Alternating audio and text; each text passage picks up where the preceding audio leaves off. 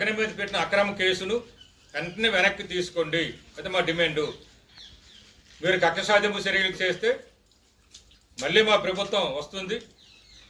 ఆ రోజైతే ఏ అధికారులు అయితే కేసు పెట్టారని ఆ అధికారుల మీద కేసు పెట్టారు, ఆ రోజు ఏ ముఖ్యమంత్రి ఉంటే ఆ ముఖ్యమంత్రి మీద కేసు పెట్టారు. కాబట్టి వచ్చేసారి కూడా ఏ అధికారులు ఉంటే ఆ అధికారుల మీద మరి కేసు అవుతుంది.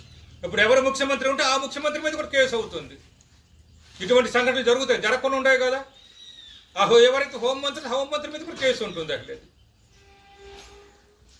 కాబట్టి వ్యవస్థల గురించి ఆలోచించండి, వ్యవస్థల పనితీరు గురించి ఆలోచించండి.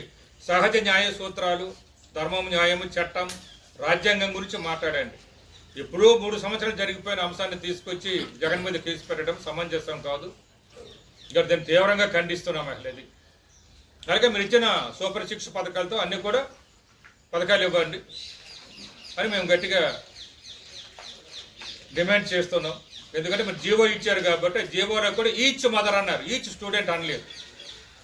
మీరు ఇచ్చిన జీవోలో ఈచ్ మదర్ అన్నారు అట్లేదు. ఈచ్ స్టూడెంట్ అని ఉంటే మేము అడుగుండే వాళ్ళం కాదు. ఈచ్ మదర్ అంటే అమ్మఒడిలేకే మేము ఈచ్ మదర్ అన్నాం. అప్పుడు అమ్మఒడి మేము ఇచ్చేటప్పుడు ఈచ్ మదర్ అన్నాం. ఇప్పుడు మీరు ఈచ్ స్టూడెంట్ అని మీరు అనుంటే మేము అడుగుండే వాళ్ళం కాదు. ఈచ్ మదర్ అన్నారు కాబట్టి అడుగుతున్నాం అట్లేదు.